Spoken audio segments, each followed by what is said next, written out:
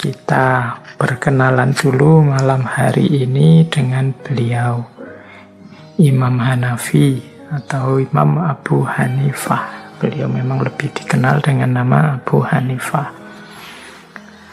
Nama asli beliau adalah Nu'man bin Thabit bin Zuta bin Mahan bin At-Taimi.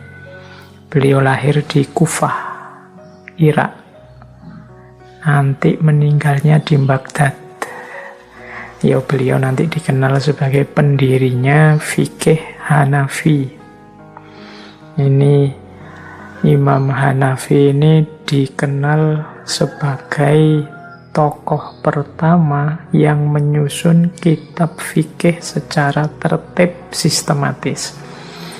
Kalau teman-teman buka kitab-kitab fikih hari ini itu kan biasanya terus secara sistematis diawali dari bab toharoh, kemudian bab sholat, kemudian bab zakat, kemudian dan seterusnya. Ini kan sudah sistematis. Nah, itu pelopornya dulu Imam Hanafi. Jadi beliau termasuk tokoh besar fakih. Ya, tidak perlu diragukan lagi kapasitas beliau, kemampuan beliau, keahlian beliau, khususnya dalam bidang fikih. Ya, tadi beliau lahirnya di Kufah. Masih dalam, kalau dalam bahasa Arab beliau termasuk kelompok ajam.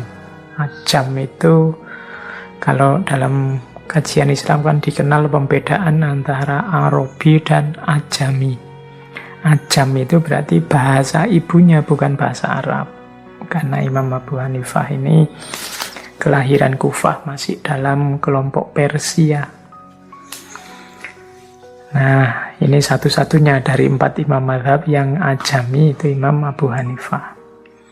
Ya, sebenarnya itu istilah lama. Dulu zaman periode Umayyah, istilah Arabi dan ajami ini sering dipakai untuk melabeli orang-orang non-muslim yang jadi rivalnya Umayyah, khususnya orang-orang Persia.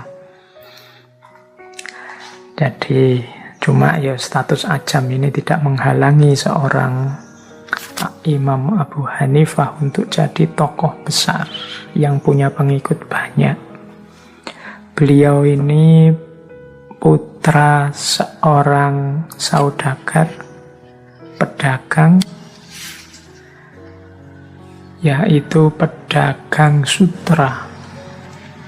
Nah, beliau ini suka mengikuti ayahnya untuk berdagang sutra kemana-mana. Cuma beliau ini sejak muda dikenal cerdas. Sejak kecil sudah hafal Al-Quran, sudah hafal ribuan hadis.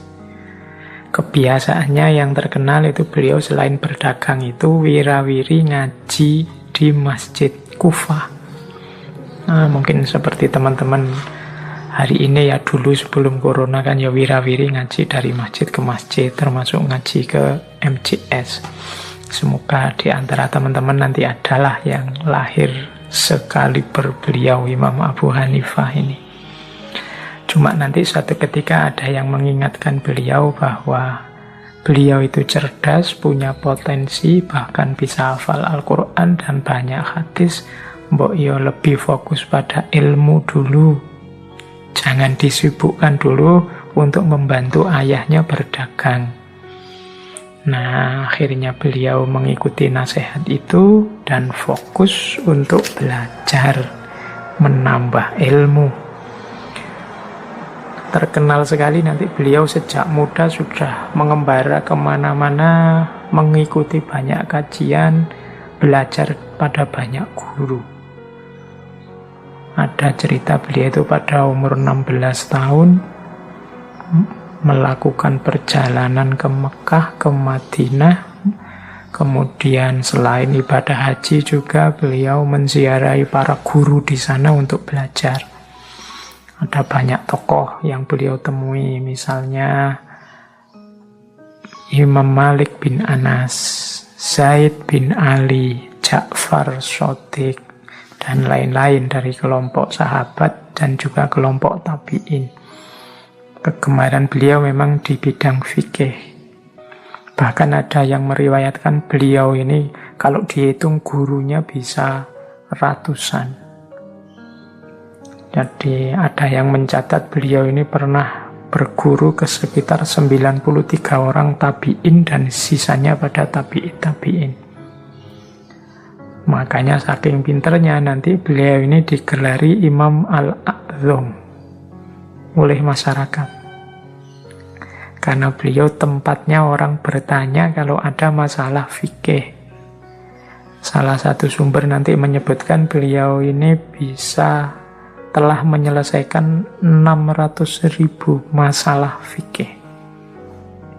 Oh, ini tidak ngitung ya kita, masalah sampai 600.000 bisa beliau selesaikan.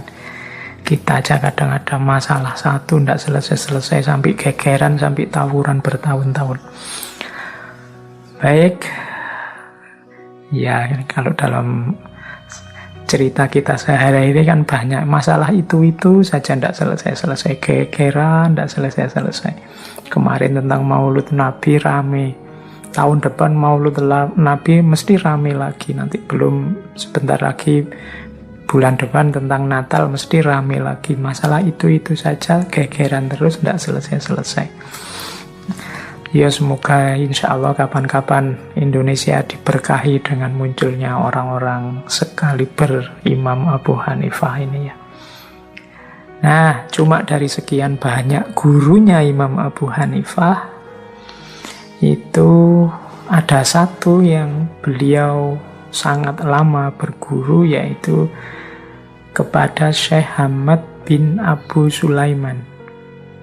Ini beliau berguru selama 18 tahun. Dan beliau jadi murid kesayangannya Syekh Hamad. Beliau mulai berguru pada Syekh Hamad ini pada usia 22 tahun. Dan oleh Syekh Hamad, selain disayangi, Imam Abu Hanifah ini diberi panggilan khusus. Panggilannya yaitu Al-Watat. Al-Watat ini apa ya? Watat itu artinya tiang. Jadi Imam Abu Hanifah dipanggil Al-Watat oleh gurunya karena gurunya tahu beliau ini ya kalau siang belajar dan kalau malam selalu sholat malam. Sholat malam dengan berdiri. Jadi rasanya dia kayak tiang, berdiri terus sholat terus kalau malam. Kayak itu di antara kualitas seorang Imam Abu Hanifah. Sebenarnya jauh sebelum gurunya meninggal, Imam Abu Hanifah ini kualifikasinya sudah sangat tinggi, sudah sangat pintar. Oleh gurunya juga dipersilahkan kalau ingin mandiri, berfatwa sendiri, memutuskan hukum sendiri. Cuma beliau ini saking tawaduknya sama gurunya tidak mau dan tidak berani untuk mandiri dulu selama masih ada gurunya. Nah, setelah nanti beliau sekitar berusia 40 tahun, Syekh Hamad ini wafat. Barulah Imam Abu Hanifah menampilkan dirinya. Dan dari situ nanti karirnya sebagai seorang ahli fikih terkemuka yang menyelesaikan banyak sekali problem, banyak sekali masalah dikenal sehingga para pengikutnya banyak, sehingga nanti lahir satu madhab tersendiri namanya madhab Hanafi, yaitu sekilas tentang riwayat hidup beliau Imam Abu Hanifah. Semoga teman-teman sudah pernah membaca ya. Kalau belum pernah ya segera nyari-nyari referensi. Karena beliau kalau bagi kita kan termasuk salah satu tokoh kunci dalam dunia fikih. Fikih itu juga kunci dalam keberagamaan kita. Karena fikih itu menuntun kita untuk beraktivitas lahiriah khususnya, ibadah dan juga muamalah. Jadi fikih ya penting. Selama ini kan kita belajarnya banyak tasawuf, banyak filsafat. Kenapa kok jarang belajar fikih? Ya tentu saja karena saya bukan ahli fikih. Jadi teman-teman pastinya yang ingin mendalam fikih, ya monggo. Cuma memang karena saya ndak ahli fikih, ndak bisa nuntun, ndak bisa memberi banyak masukan. Bahkan bulan ini kita belajar tokoh-tokoh besar, imam fikih pun tidak dalam konteks ilmu fikihnya yang luar biasa, namun kita membaca hikmah-hikmah, nasihat-nasihat dari beliau. Karena betapapun mereka ini para ulama yang tentunya banyak hikmah, banyak nasihat yang bisa kita ambil untuk teladan dalam kehidupan kita. Jadi meskipun judulnya Imam Fikih, yang kita ambil justru hikmahnya, hikmah kehidupan beliau dan hikmah dari nasihat-nasihat beliau. Baik, kita mulai menggali kebijaksanaan seorang Imam Abu Hanifah atau Imam Hanafi. Bismillah ya. Ya nanti yang teman-teman ahli hukum Islam, teman-teman yang mendalam ilmu fikihnya, kalau ada yang salah yang saya omongkan monggo diingatkan saja. Saya selalu bilang ya, saya bukan orang yang selalu benar. Ya kebetulan saja dalam ngaji ini saya yang pegang mic-nya, saya yang bicara. Apalagi hari ini jarak jauh ngajinya, teman-teman tidak bisa intervensi langsung kalau tiba-tiba saya keliru. Tapi monggo diingatkan saja kalau pas saya salah. Wong ini ngaji, saya selalu bilang ini ngaji itu kita sinau, belajar bersama. Semoga ada tambahan wawasan, ada hikmah-hikmah baru yang bisa kita ambil. Baik, yang pertama, ini saya buka dengan kalimat yang terkenal sekali dari Imam Abu Hanifah. Ini tentang dasarnya beliau dalam menetapkan hukum. Jadi beliau ini kalau dalam dunia fikih dikenal lebih kuat di ra'yu, makanya sering disebut ahlu ra'yi. Jadi dalam mengistimbatkan hukum, beliau tidak hanya melihat nas, tapi juga mendayagunakan akal budinya. Tapi yo nasnya tidak ditinggal. Suatu ketika ada yang mengkritik beliau tentang ra'yu tadi, maka beliau menjawab seperti ini. Jadi ketika menetapkan hukum yang dilakukan apa? Katanya Imam Abu Hanifah, aku merujuk kitab Allah, bila aku tidak menemukan di dalamnya, aku akan merujuk sunnah. Bila di dalam keduanya aku juga tidak menemukan, aku akan merujuk perkataan para sahabat. Aku akan memilih pendapat siapa saja dari mereka yang aku kehendaki. Aku tidak akan pindah dari satu pendapat ke pendapat sahabat yang lain. Apabila urusan sudah sampai kepada Ibrahim Asy-Sya'bi, Ibnu Sirin, Al-Hasan, Al-Atta, Sa'id Ibnu Musayyab, dan sejumlah orang lainnya, mereka semua berijtihad, maka aku akan berijtihad sebagaimana mereka berijtihad. Jadi katanya Imam Abu Hanifah, yo aku merujuk kitabullah, yo Al-Quran yang pertama pastinya. Nah, kalau di Al-Quran tidak ada, yo aku cari di sunnah dari Kanjeng Nabi. Kalau di sunnah juga tidak ketemu, ya mencari qaulnya para sahabat, pendapatnya para sahabat. Kalau di pendapat para sahabat juga tidak ketemu, ya sudah. Kalau sudah urusannya nyampe ke bawahnya, itu disebut tokoh-tokoh tabi'in, itu Ibrahim, Asy-Sya'bi, dan seterusnya, ya mereka berarti berijtihad. Karena mereka berijtihad, ya berarti aku juga sudah bisa berijtihad. Jadi karena Al-Qur'annya tidak ketemu, dalam sunnah juga tidak ketemu, pendapatnya sahabat sudah tidak ada, ya sudah berarti di bawah itu sudah ranahnya orang boleh berijtihad. Oke, ini sering hari ini teman-teman saya lihat ada yang bilang Islam itu Al-Qur'annya mana, hadisnya mana. Nah, sudah benar, cuma ada kelanjutannya karena Al-Qur'an dan Sunnah itu kadang sifatnya umum dan juga terbatas. Sementara fenomena, situasi, masalah ini kan muncul terus, tidak terbatas. Kalau ada dalam Al-Quran, oke, jalan. Kalau ada dalam Sunnah, oke, jalan. Cuma kan banyak di antaranya terus tidak ada. Kalau ada di qaul sahabat, katanya Imam Abu Hanifah, oke, jalan. Tapi kalau tiga-tiganya nggak ada, ya sudah ijtihad. Tentunya dengan syarat-syarat tertentu. Jadi dalam fikih hukum Islam itu memang awalnya Al-Quran dan Sunnah.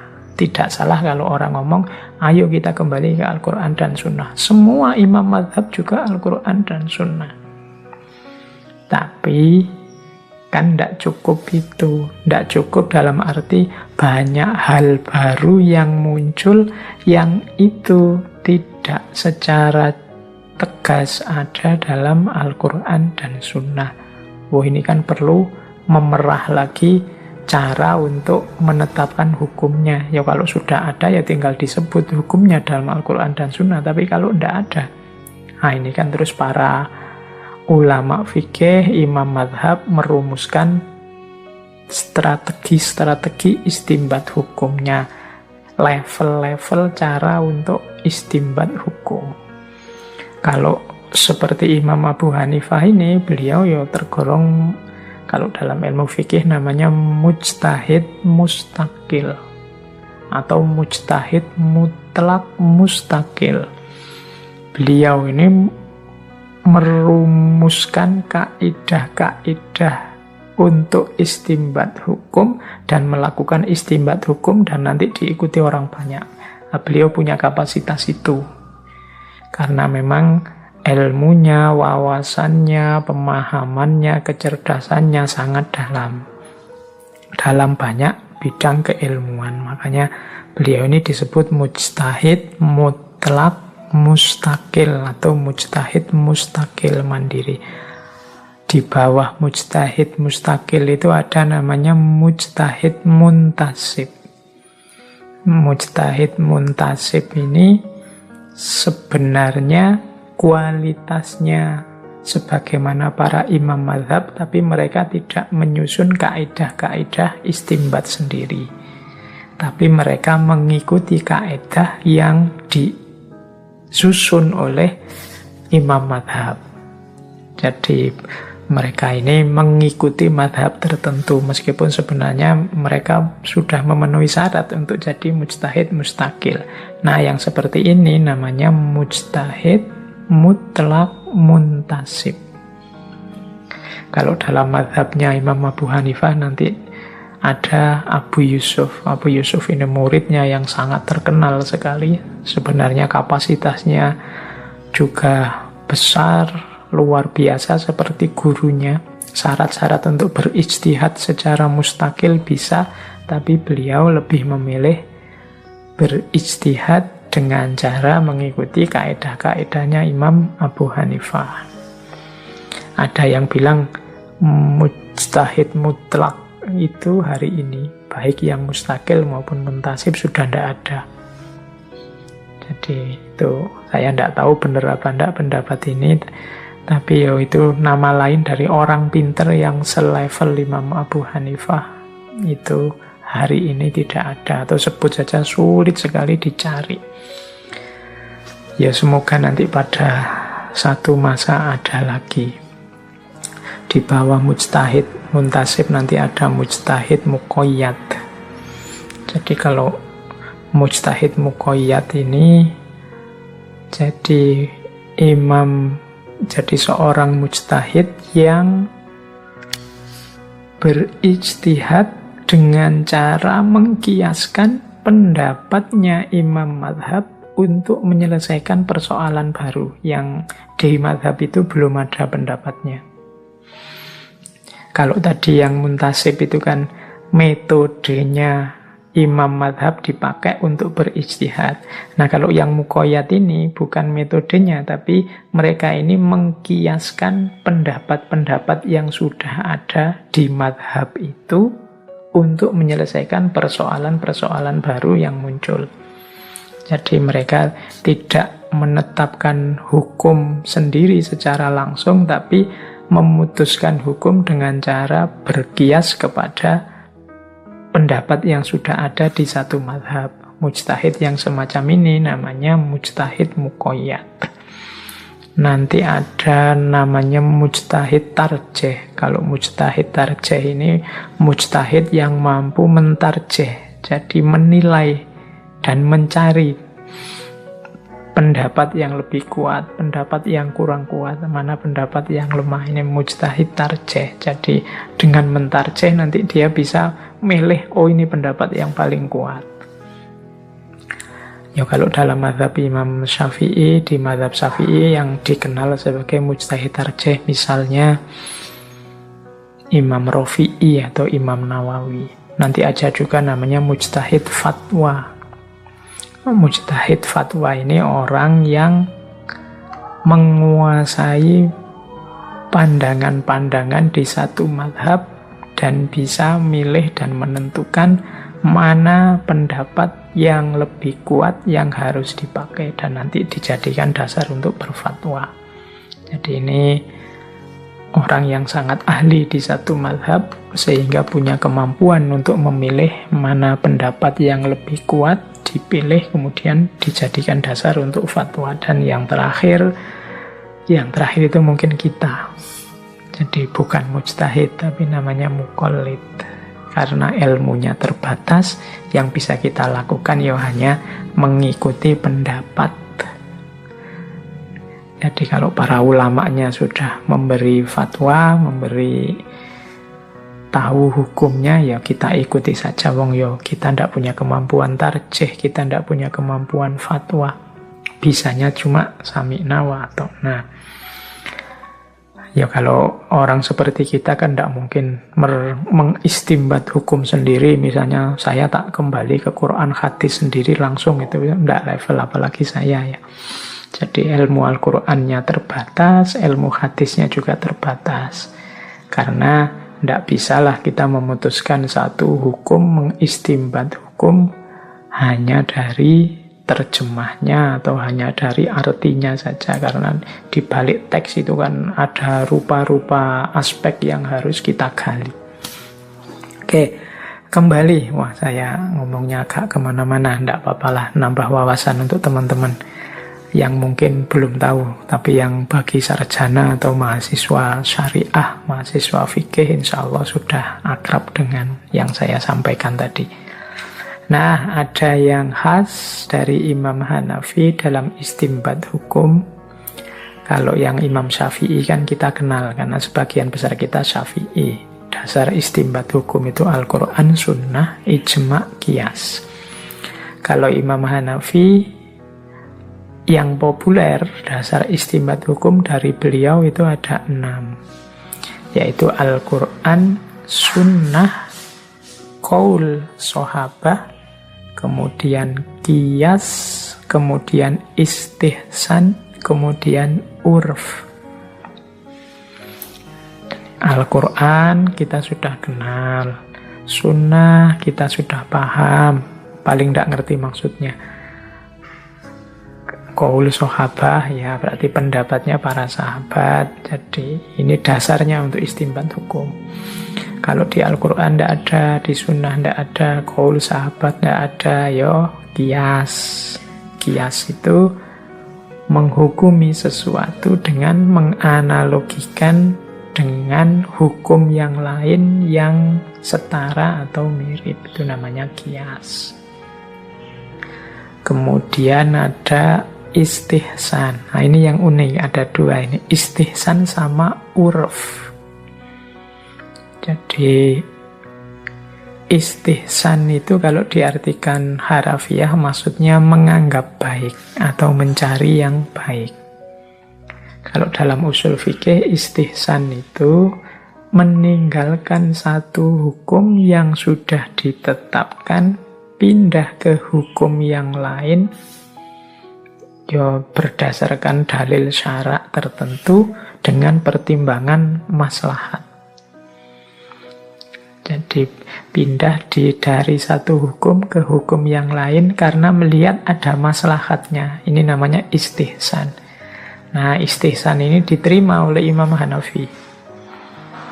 Kalau Imam Syafi'i kabarnya beliau tidak menerima istihsan. Khawatir nanti orang terjebak dengan hawa nafsunya. Tapi kalau di Imam Abu Hanifah, kalau ada pertimbangan maslahat di situ, orang bisa melakukan istihsan. Jadi geser ke hukum yang lain. Yang sama-sama sebenarnya dua-duanya ada dalilnya. Tapi lebih milih ke yang kedua, ganti dari yang lama karena melihat ada maslahatnya. Biasanya yang dipakai contoh itu misalnya satu ketika Khalifah Umar tidak memotong tangannya pencuri.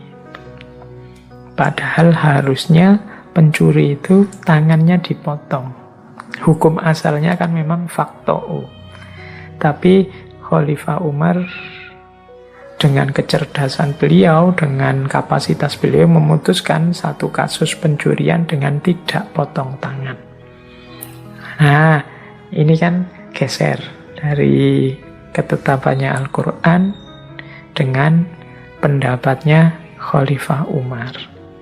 Nah, jadi kemudian ketika memang situasinya menuntut begitu, maslahatnya cocok, terus ada maling misalnya di tempat kita. Yang ini kalau pakai hukum Islam dia harus dipotong tangan. Tapi kita milih pendapatnya Khalifah Umar tadi. Karena melihat ada maslahatnya. Nah, ini namanya istihsan.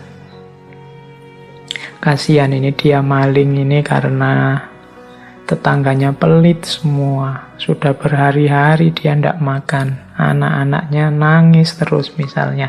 Nah, ini kan rasanya mungkin kurang bijaksana kalau ya memang tindakannya salah. Tapi kalau tiba-tiba dipotong tangan mungkin ke depan maslahatnya kurang. Karena dia tidak bisa bekerja lagi, tidak bisa menghidupi anak-anaknya lagi misalnya. Terus kita mengikuti pendapatnya Khalifah Umar. Ini namanya istihsan.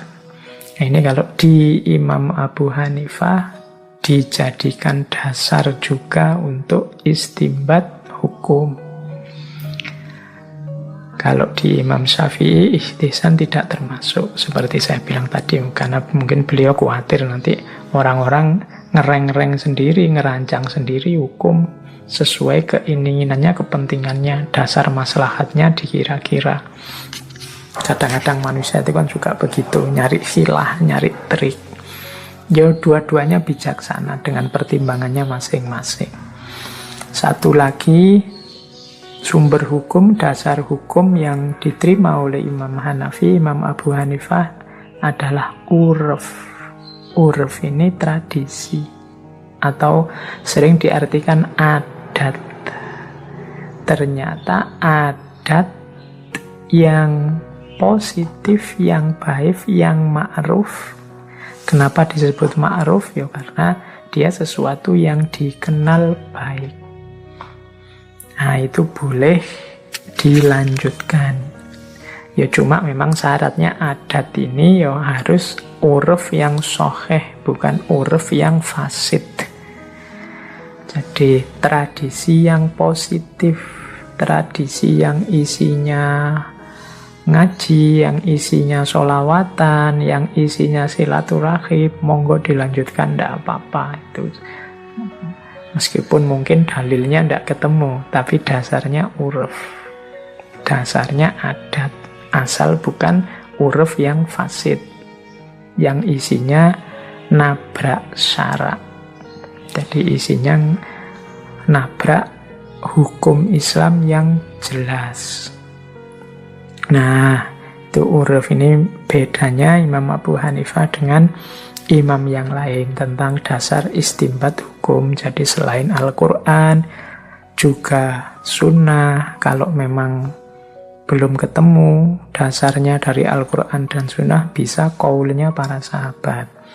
Kalau ternyata tidak ketemu juga, ya boleh menggunakan kias. Kalau masih mungkin, ya bisa istihsan. Uruf juga bisa. Kalau tidak nabrak Al-Quran, tidak nabrak sunnah, qaul sahabat. Istihsan juga begitu, asal tidak nabrak dasar-dasar hukum yang lain dan ada pertimbangan maslahat tadi.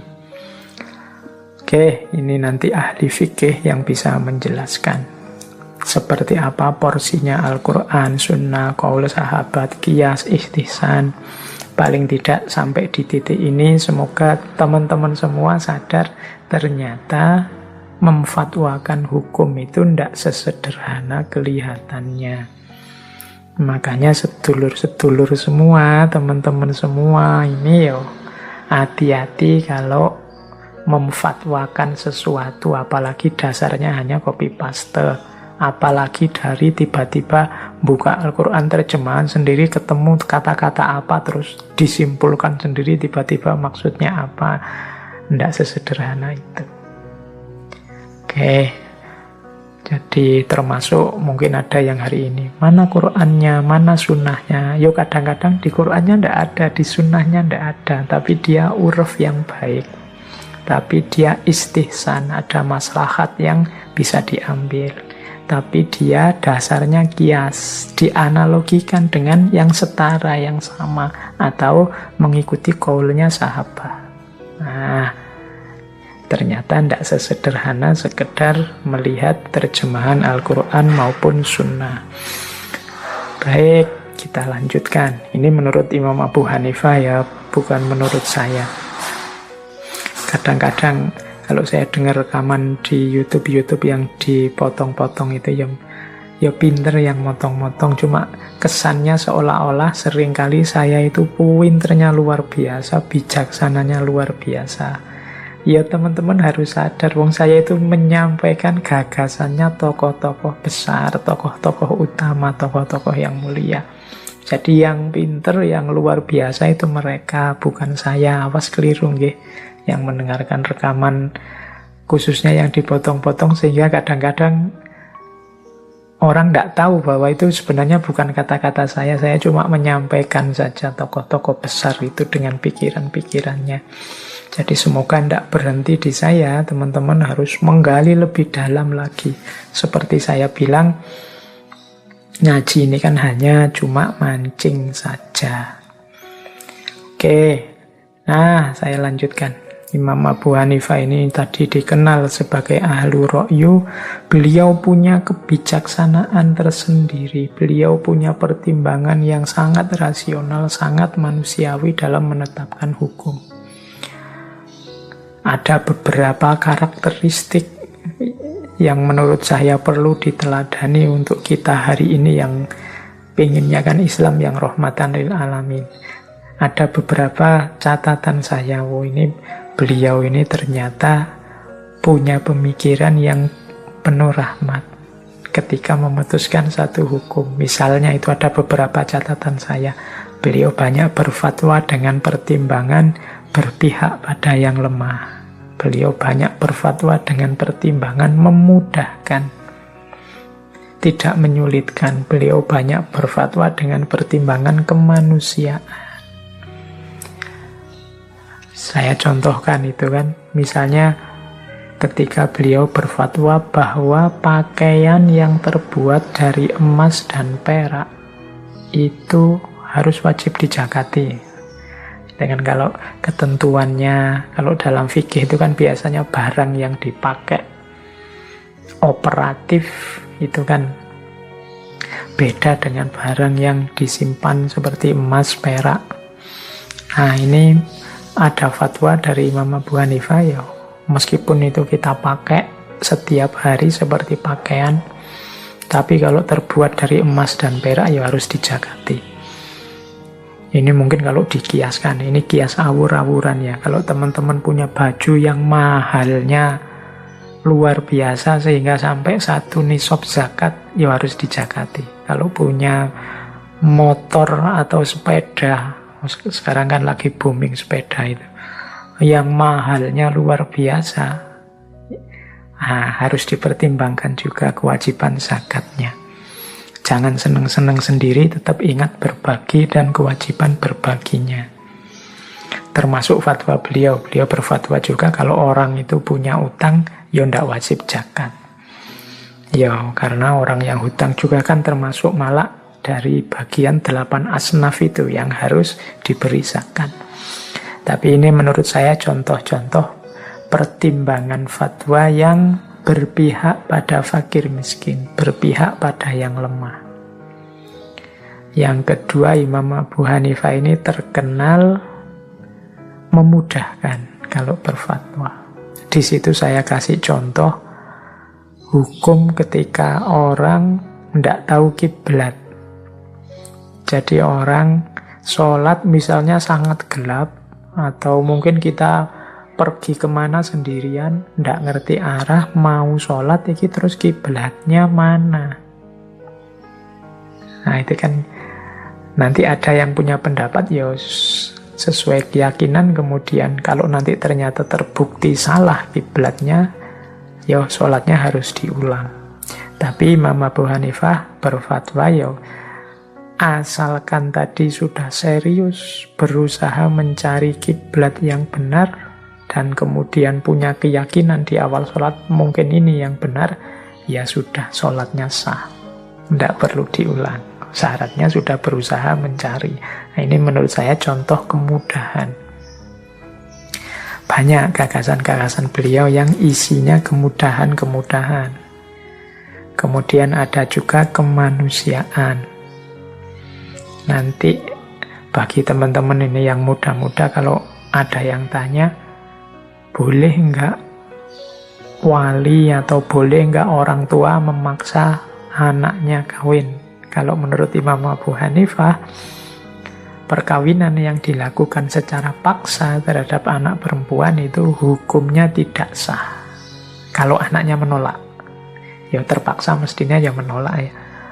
Nah ini pertimbangan kemanusiaan mestinya.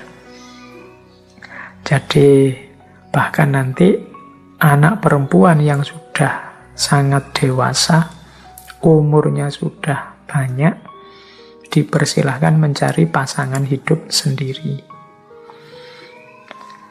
Ada yang bilang menurut Imam Abu Hanifah bahkan wali sifatnya tidak wajib, penyempurna saja untuk yang dewasa. Perempuan yang sudah dewasa dikiaskan dengan janda. Oke, cuma monggo ya, coba dicek lagi yang ahli fikih. Apa benar pendapatnya Imam Abu Hanifah seperti itu? Ini cuma saya untuk contoh saja bahwa inilah beberapa karakteristik cara berpikirnya Imam Abu Hanifah yang menurut saya sebentuk kebijaksanaan. Sehingga agama itu tidak jadi unsur problem, tidak jadi unsur beban dalam hidup kita. Karena kadang-kadang kita itu memposisikan agama sebagai beban hidup. Hadirnya agama membuat hidup kita tambah susah, tambah berat. Oh, ini menurut saya harusnya tidak begitu. Justru Allah menurunkan agama dengan segala tertib aturannya itu untuk hidup yang lebih nyaman, lebih mudah. Agama itu harusnya kebutuhan kita. Cuma mungkin karena salah menyikapi, salah menjalani, sehingga rasanya agama itu seperti beban dalam hidup. Oke. Terus kita lanjutkan. Belajar lagi kebijaksanaan dari Imam Abu Hanifah. Nah, ini saya rangkumkan beberapa kalimat mutiara yang menunjukkan ketidakkakuannya Imam Abu Hanifah, yang menunjukkan ketawaduan beliau, yang menunjukkan keterbukaan beliau. Jadi ini menunjukkan meskipun sepinter itu beliau, sedahsyat itu keilmuannya, tetap beliau tawadu, tidak mengklaim dirinya paling benar, tidak mengklaim dirinya paling hebat. Itu ada beberapa quotes yang populer sekali dari Imam Abu Hanifah. Yang pertama, kita baca satu-satu ya, biar kita bisa belajar dari beliau. Perkataan kami ini pendapat, dan kami memperkirakan ini lebih baik. Dan barang siapa membawa apa yang lebih baik dari perkataan kami, maka ia lebih benar dari pendapat kami. Nah, ini menurut saya pernyataan yang arif. Saya ini cuma berpendapat. Menurut saya pendapatku ini sudah baik. Tapi kalau ada yang membawa pendapat yang lebih baik, ya berarti dia lebih benar dari pendapat kami. Ini menunjukkan jiwa yang terbuka, tidak mengklaim dirinya sudah final, pasti baik, pasti benar.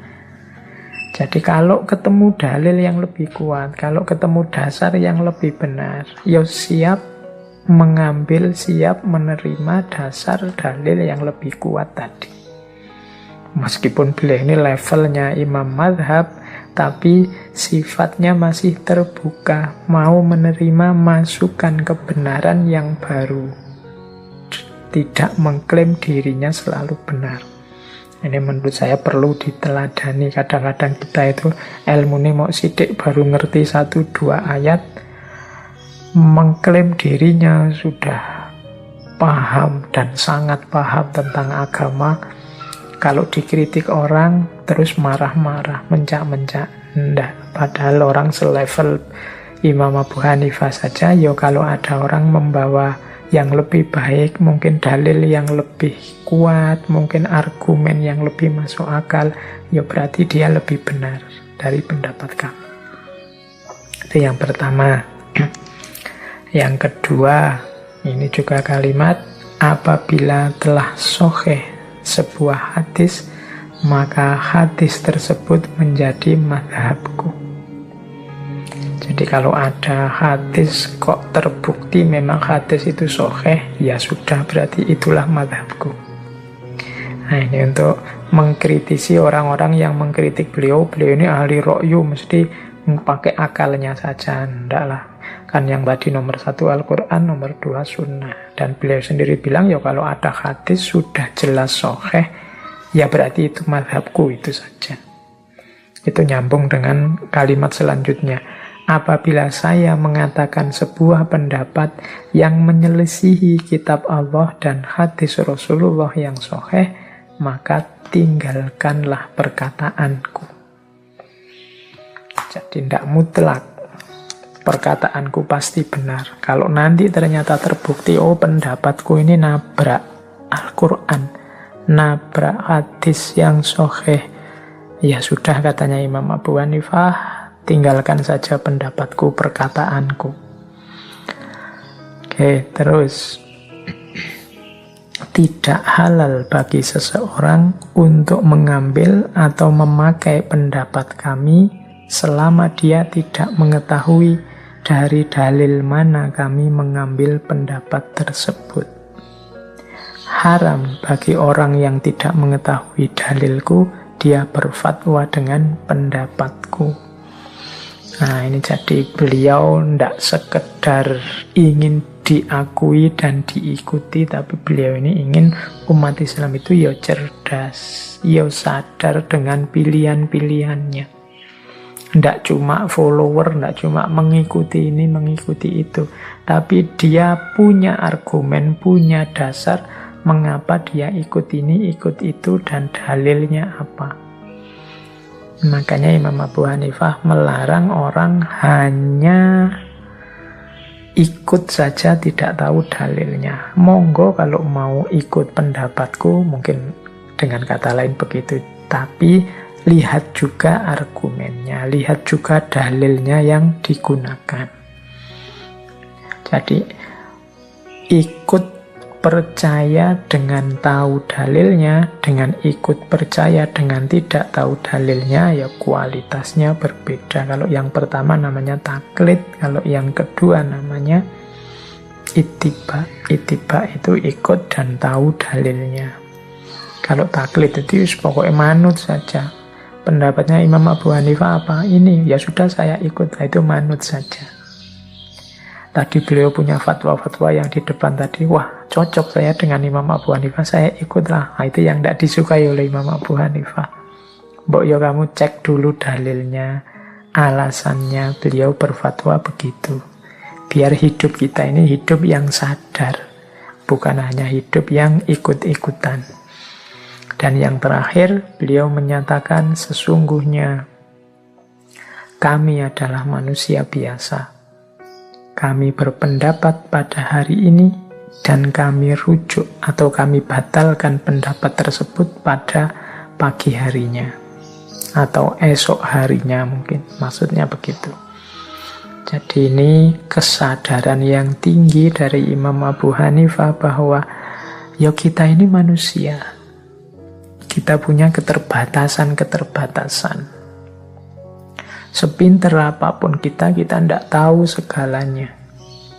Termasuk dalam agama. Maka sangat mungkin saat ini menurut kita yang benar adalah A, tapi besok ketemu dalil baru, ketemu data baru, ternyata yang benar adalah B.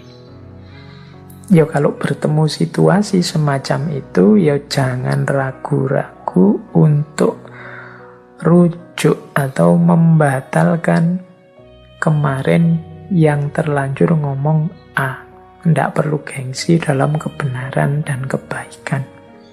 Akuilah kalau memang ada yang lebih benar dan ada yang lebih baik. Tidak harus, tapi aliranku kan pendapatnya ini.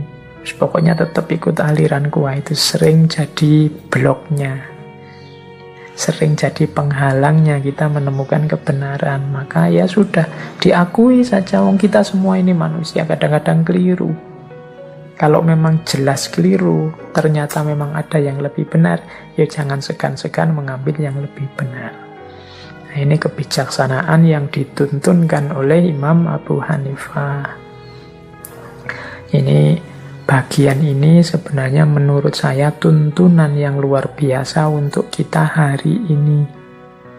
Banyak hari ini konflik-konflik terjadi hanya karena kita merasa diri kitalah yang paling benar. Kita tidak kuat kalau ada orang lain punya pandangan berbeda. Kita melihat orang yang berbeda pandangan itu seperti orang yang nantang kita atau orang yang ingin melawan kita. Padahal hakikatnya sekedar cuma berbeda saja. Dan tidak ada jaminan pendapat kita itu yang paling benar. Maka tetaplah terbuka, tetaplah tawadhu. Biar konflik yang tidak perlu, gegeran-gegeran yang menghabiskan energi, menghabiskan waktu. Toh nanti akhirnya ya mari menghormati pandangan kita masing-masing. Berarti kemarin gegerannya hanya buang-buang energi saja. Jadi, nah kita ikuti kebijaksanaan dari Imam Abu Hanifah ini.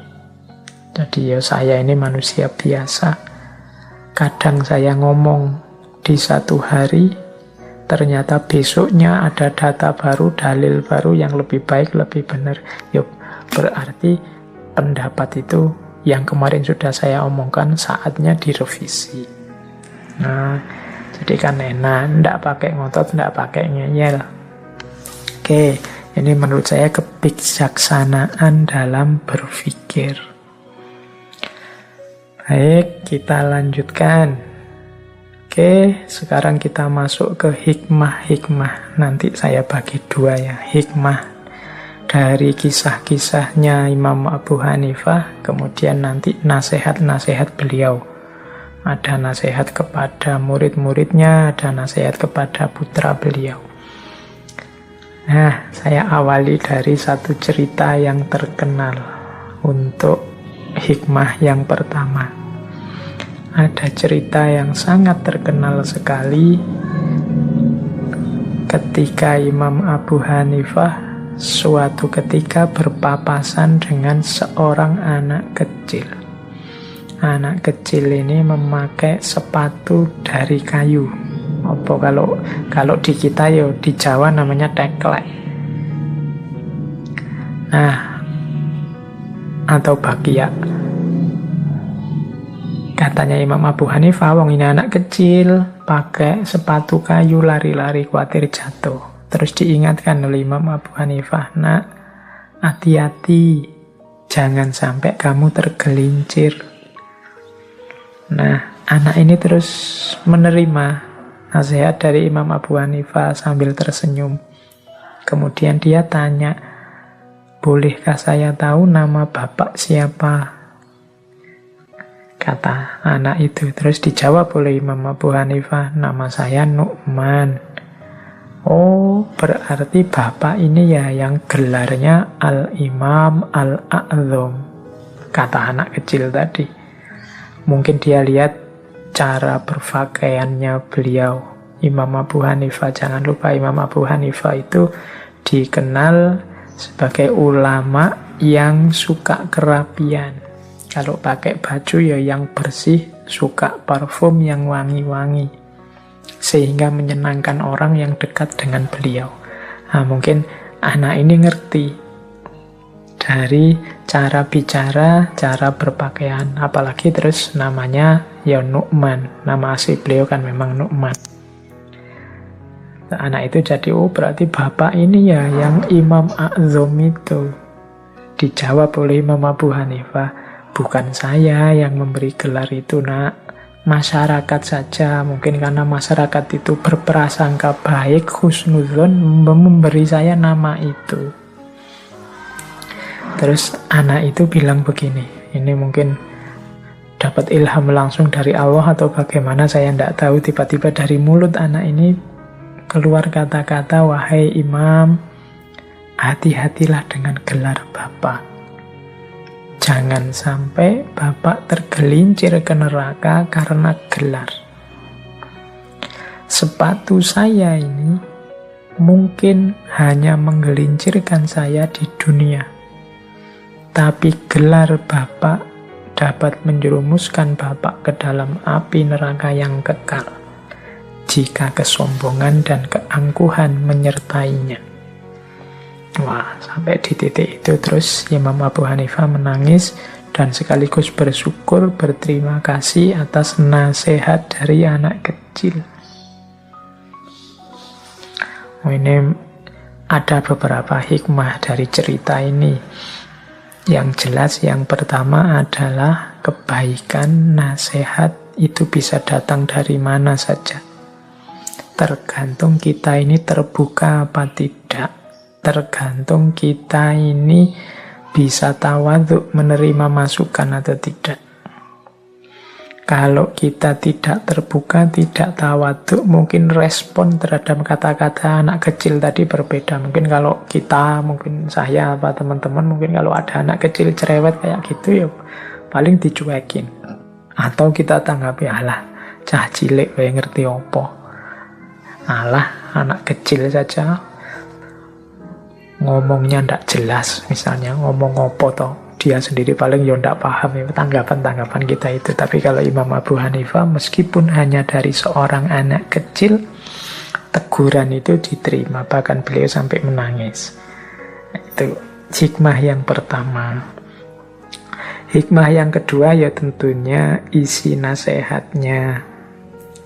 Jadi memang kadang-kadang pujian, penghormatan, penghargaan itu rasanya memang menyenangkan. Tapi kalau kita tidak hati-hati, semua itu nanti justru akan jadi sumber yang mencelakakan kita.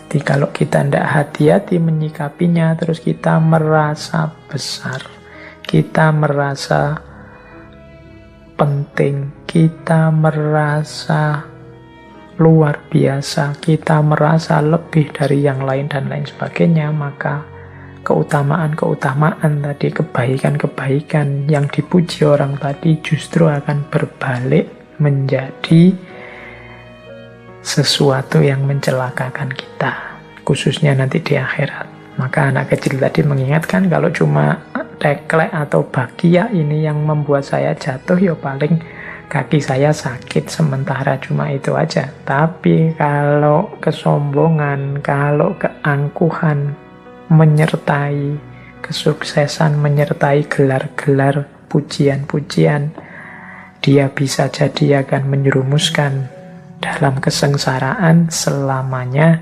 di neraka. Nah, ini nasihat dari anak kecil. Makanya hati-hati. Karena kadang-kadang kita itu tidak waspada dalam situasi nyaman, dalam situasi mendapat kenikmatan. Kalau sedang susah, kesulitan, dapat masalah, itu biasanya kita lebih waspada, lebih spiritualitasnya lebih hidup. Tapi begitu senang, begitu nyaman, begitu dapat kenikmatan, biasanya lupa sudah sama yang di atas. Merasa kesuksesan itu milik kita, merasa keberhasilan itu karya kita, merasa panggilan-panggilan besar, merasa sebutan-sebutan dan pujian itu adalah hak kita. Kita lupa bahwa apapun kenikmatan, apapun keberhasilan, apapun kesuksesan itu hakikatnya adalah alhamdulillah. Yang layak dipuji, yang berhak atas segala terima kasih hanya Allah saja. Jadi itu hikmah yang pertama tentang jangan sombong, hati-hati dengan keberhasilan dan kesuksesan. Jangan sampai kenikmatan, kebahagiaan yang hari ini kita rasakan pada akhirnya justru berbalik menjadi unsur yang mencelakakan kita. Oke, ini yang pertama. Terus kita lanjutkan ke hikmah yang kedua. Hikmah yang kedua ini sebenarnya cerita, saya potong kalimat terakhirnya saja.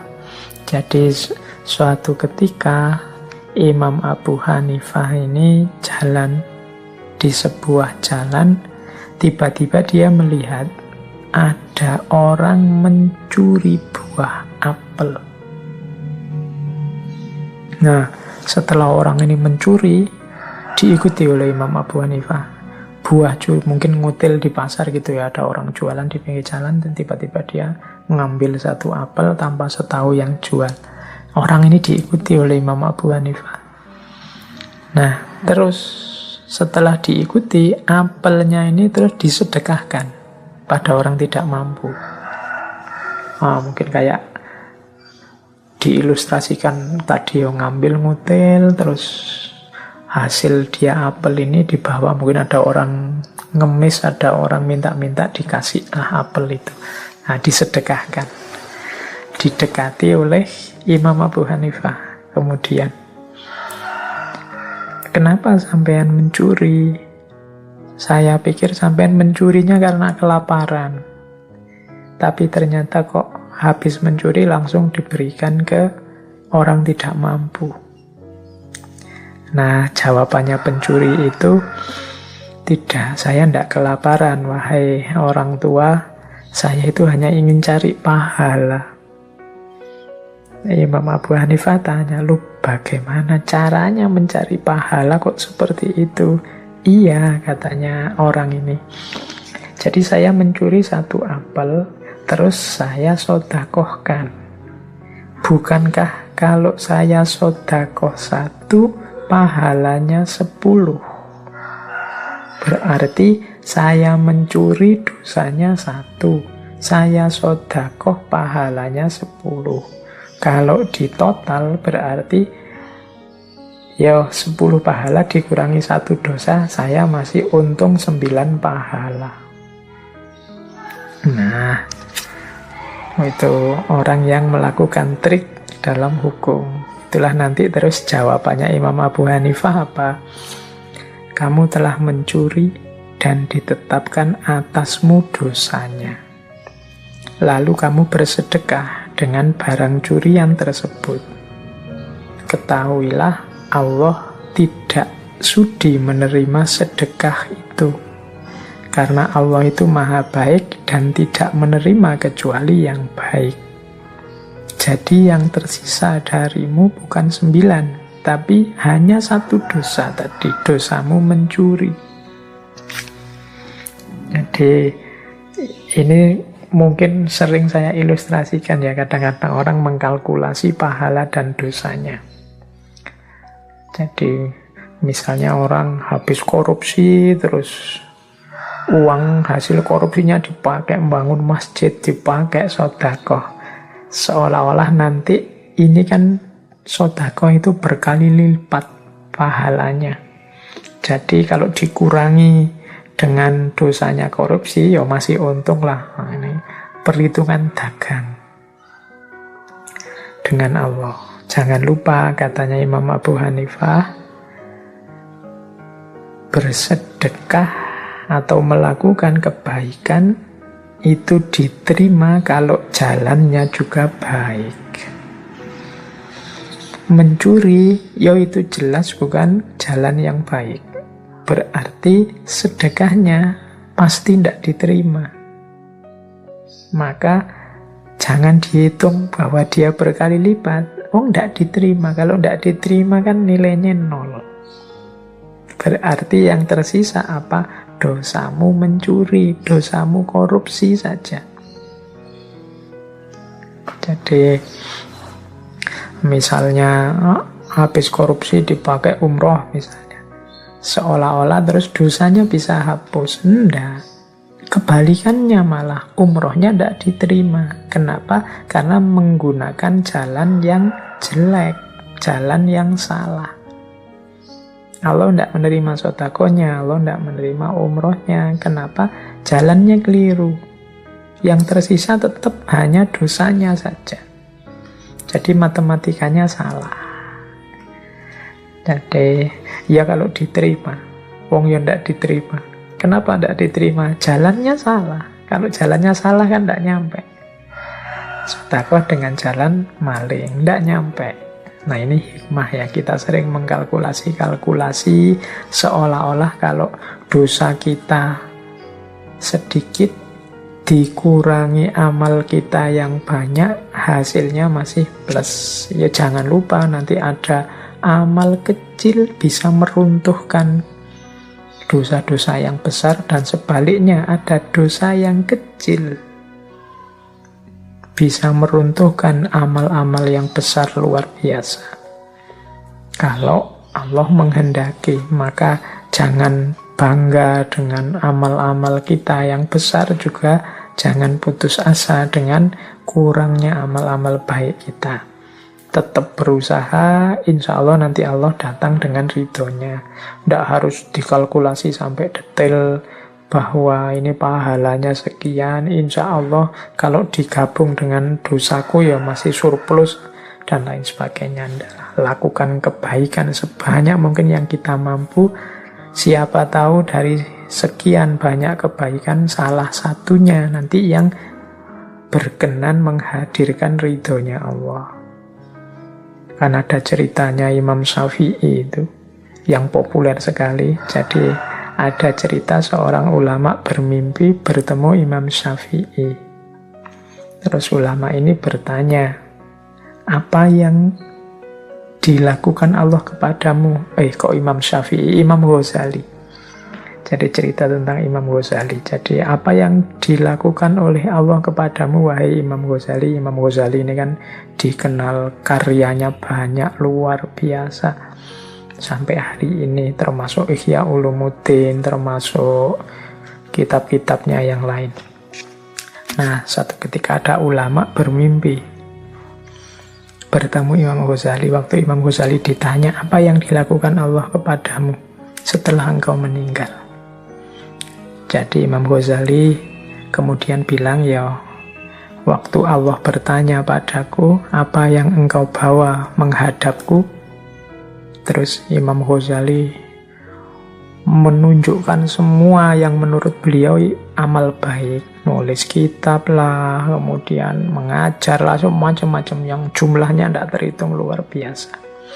Tapi katanya Imam Ghazali, dari semua itu ternyata tidak ada yang membuat Allah berkenan. Ternyata yang menyelamatkan adalah satu amal yang sangat kecil. yang ada hubungannya dengan lalat. Jadi Imam Ghazali yang sebesar itu ternyata diselamatkan oleh lalat. Lalat itu laler. Jadi ada cerita satu ketika beliau sedang nulis, tiba-tiba datang lalat. Nah, lalat ini terus menghisap tintanya.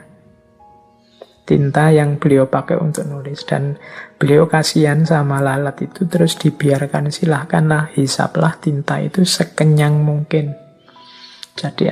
Jadi lalatnya tidak diusir, ditunggu sampai puas lalat itu minum tinta tempat beliau menulis. Nah, amal yang hanya sekedar kasihan terhadap lalat inilah ternyata menurut Imam Ghazali dalam mimpi itu yang membuat Allah berkenan menurunkan ridhonya, dan sehingga Imam Ghazali selamat. Ratusan mungkin amal yang lain yang luar biasa yang sering kita ceritakan di banyak kajian ternyata masih belum menurunkan rahmat dan ridhonya Allah. Nah, logika semacam ini mungkin penting bagi kita untuk memperbanyak amal apapun, kebaikan apapun sebanyak mungkin.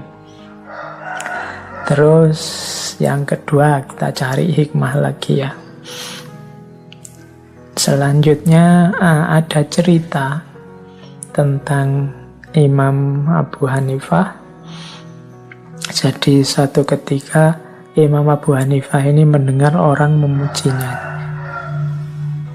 Ya karena beliau orang besar, pengagumnya banyak, pengikutnya banyak. Banyak orang memujinya. Cirinya Imam Abu Hanifah itu kalau dipuji orang, dia akan melakukan lebih dari itu. Jadi kalau ada orang misalnya, wah Imam Abu Hanifah itu kalau malam dia sholat sekian puluh rakaat, tidak pernah putus. Ketika beliau mendengar ini, besoknya beliau akan sholat malam lebih banyak dari itu. Kalau ada orang bilang Imam Abu Hanifah itu kalau malam separuh waktunya untuk beribadah saja, maka besoknya beliau akan ibadah lebih banyak dari itu. Nah, terus muridnya bertanya, kok harus begitu sih guru? Mbok yo biasa saja. Katanya Imam Abu Hanifah, ndak, aku tidak ingin termasuk orang-orang yang digambarkan oleh Allah dalam surat Ali Imran ayat 188. Jadi yaitu orang-orang yang suka dipuji atas perbuatan yang belum mereka kerjakan. Ini surat Ali Imran 188. Bunyinya kurang lebih beginilah.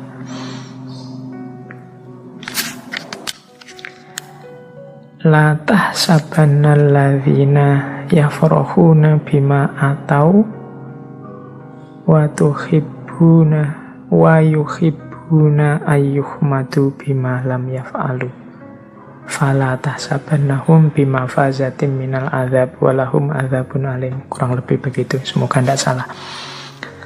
Jadi jangan kalian kira orang-orang yang gembira atas pencapaian mereka yang diberikan pada mereka, atau orang-orang yang suka dipuji atas apa yang tidak mereka kerjakan. Jangan kalian kira mereka akan selamat, sukses dari azabnya Allah. Mereka justru akan mendapat azabun alim. Oke, lengkapnya itu. Kalau ingin tahu detail maksudnya ya monggo dibuka kitab tafsirnya. Jadi ini termasuk orang yang dikritik oleh Al-Quran. Orang yang tidak melakukan apa-apa kok dipuji seneng. Wah, sampean ini memang orangnya sabar sekali. Padahal kalian sendiri ngerti, kalian sebenarnya tidak sabaran, cuma dia tidak tahu saja. Wong yo keliru gitu, tapi kita akan seneng. Itu termasuk yuhibbuna ayyuhumadu bima lam yaf'alu. Jadi seneng dipuji, padahal itu bukan karyamu. Itu bukan prestasimu, tapi kamu senang dipuji. Nah, Imam Abu Hanifah tidak mau termasuk tergolong orang yang seperti ini. Jadi hikmahnya cerita ini apa? Yo, kita itu wajar orang memuji kita untuk 1-2 capaian dalam hidup kita. Tapi jangan terlena. Kalau pujian itu sifatnya kebaikan, ya sudah, wujudkanlah. Wujudkanlah bahkan lebih dari itu. Kalau orang ngomong, wah, temanku ini kok sabar ya, kamu itu orangnya sabar sekali, dan kamu ngerti sebenarnya kamu tidak sesabar itu, ya sudah, kamu terima kasih, posisikan itu sebagai doa darinya, berusahalah untuk sabar sesuai pujian itu, biar kamu tidak kayak orang yang omong kosong, yang senang dipuji padahal kamu tidak begitu. Nah, ini pelajaran buat kita. Ya kalau cacian kan ya mudah, yang penting sabar wae. Tapi pujian ini sering membuat kita terlena, membuat kita ndak eling, ndak waspada. Jadi Imam Abu Hanifah kalau dengar orang muji, ya sudah, dia wujudkan lebih dari itu. Orang bilang dia sholat 100 rakaat, besoknya dia sholat 200 rakaat. Orang bilang dia tidak tidur sepertiga malam, ya beliau tidak tidur setengah malam, dan seterusnya. Itu biar tidak tergolong orang yang suka dipuji atas perbuatan yang belum atau tidak mereka kerjakan. Ini juga menurut saya hikmah. Hari ini mungkin banyak orang yang seperti ini di antara kita, atau jangan-jangan kita sendiri. Kita itu sering hanya acting saja, pura-pura saja. Ngomong didaki-dakikan, disoleh-solehkan, atau kalau di kampus diilmiahkan, itu namanya kan acting. Terus orang memuji kita dan kita bangga, padahal tadi ya cuma acting. Jadi ini hikmah ini penting untuk kita hari ini agar tetap eling, tetap waspada, tidak lupa diri. Karena mungkin tumpuan pujian itu membuat kita justru tidak bisa membaca diri kita yang sebenarnya. Kita merasa kita sudah sangat baik, kita merasa kita sudah sangat bagus, kita merasa kita ini sudah sangat luar biasa. Tapi kalau dipikir-pikir, mungkin tidak begitu. Itu hanya kata orang yang tidak tahu aslinya. Komentar orang yang tidak ngerti hakikatnya, tidak ngerti originalnya kita itu yang seperti apa. Jadi ini nasihat untuk kita, ayo hati-hati. Jangan merasa besar padahal kita tahu sendiri kita itu kecil. Oke. Jadi ini hikmah yang selanjutnya. Terus ada cerita juga. Suatu hari Imam Abu Hanifah ini membaca salah satu firman-Nya Allah, surat Az-Zumar ayat 17-18. Fabashir ibadilladzina yastami'unal qawla fayattabi'una ahsana. Maka berikanlah kabar gembira kepada orang-orang hamba-hambaku yang mendengarkan perkataan kemudian mengikuti yang paling baik di antaranya. Nah, ini hikmahnya ada di komentarnya Imam Abu Hanifah. Jadi setelah membaca ayat ini, Imam Abu Hanifah terus berdoa, ya Allah, barang siapa hatinya sempit karena kami, sesungguhnya hati kami luas untuknya. Nah, ini pelajaran luar biasa dari Imam Abu Hanifah. Jadi kita itu kan sering mungkin karena paham sesuatu, punya sedikit-sedikit wawasan tentang kebenaran, tentang kebaikan. Kemudian kita sampaikan pada orang lain, entah dengan cara apa. alhamdulillah kalau orang yang menerima penyampaian kita itu seperti surat Az-Zumar tadi, mendengarkan perkataan kemudian ikut yang baik. Yastami'unal qaula fayattabi'una ahsana. Tapi ada kalanya orangnya mungkin tidak mau menerima, mungkin malah marah-marah menyebut kita sok pinter, sok tahu dan lain sebagainya. Mungkin malah mensinisi kita, menyinyiri kita dan lain sebagainya. Nah, itu kadang-kadang kalau responnya begitu kan terus kita bales itu, kita kan marah juga. Sudah diberitahu baik-baik, maksudku baik, niatku baik, kok tanggapannya begitu. Akhirnya terus jadi ini gegeran. Dari niat yang baik hasilnya ternyata konflik. Nah, Imam Abu Hanifah memberi pelajaran. Ya Allah, barang siapa hatinya sempit karena kami, sesungguhnya hati kami luas untuknya. Jadi mungkin ada orang yang tidak suka kita, ada orang yang sempit hatinya mendengarkan yang kita omongkan, penyampaian kita, sempit hatinya melihat kesuksesan kita dan lain sebagainya. Itu kan orang yang hatinya sempit karena kami. Tapi saksikannya ya Allah, hati kami tetap luas untuknya. Aku tetap sayang padanya, aku tetap akan memaafkannya, aku tetap ingin kebaikan pada dirinya. Nah, itu namanya hati kami tetap luas untuknya. Jangan hati sempit kita balas juga dengan kesempitan hati kita. Sempit dibalas sempit, ya wassalam nanti. Akhirnya jadi konflik. Agama terus jadi beban seperti saya bilang tadi. Ndak. Kalau Imam Abu Hanifah, luaskan hatimu. Karena situasi itu kadang-kadang tidak berjalan persis seperti yang kita inginkan.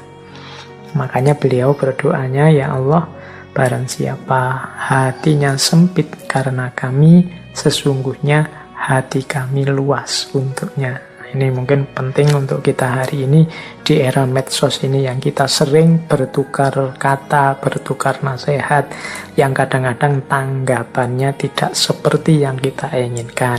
Jangan lupa hati kita harus tetap luas. Oke, meskipun begitu, ini hikmah selanjutnya. Kalau kita yakin dalam kebaikan dan kebenaran, semoga kita punya kesabaran dan keteguhan. Imam Abu Hanifah ini dikenal orangnya konsisten, teguh dalam kebenaran yang beliau ketahui. Nah, ada cerita, suatu hari beliau ini ada di Masjid Al-Khaif. Saat beliau di masjid itu, ada orang datang ke beliau bertanya tentang sesuatu. Beliau pun menjawab sesuai kebenaran yang beliau yakini. Nah, setelah beliau jawab, tiba-tiba ada orang bilang, kok jawabannya begitu, wahai imam? Padahal Al-Hasan berkata begini, tidak sama dengan yang sampean jawab. Abu Hanifah jawab, yo Al-Hasan keliru menurut saya. Nah, setelah beliau ngomong gitu, tidak lama terus datang orang, marah-marah. Ini ceritanya wajahnya ditutupi. Memaki-maki Imam Abu Hanifah, wahai anak pesina, berani-beraninya engkau bilang Al-Hasan keliru. Setelah marah-marah, setelah maki-maki, terus dia pergi. Nah, ceritanya Imam Abu Hanifah ini ndak kaget, wajahnya biasa saja meskipun diteriaki orang, dimaki orang. Jadi setelah orangnya pergi, Imam Abu Hanifah bicara lagi, menegaskan lagi keyakinannya, demi Allah, menurutku Al-Hasan keliru. Yang benar Ibnu Mas'ud. Nah, ini jadi tipe orang yang tidak mudah diprovokasi, tidak mudah terhasut, sabar dan teguh dalam pendiriannya. Jadi dimaki-maki langsung di depannya, beliau tidak berubah, tidak masalah. Tapi beliau tidak terprovokasi dan juga tidak mengubah pendiriannya. Kalau mengubah pendiriannya berarti beliau penakut. Tidak, beliau tetap teguh dengan pendiriannya.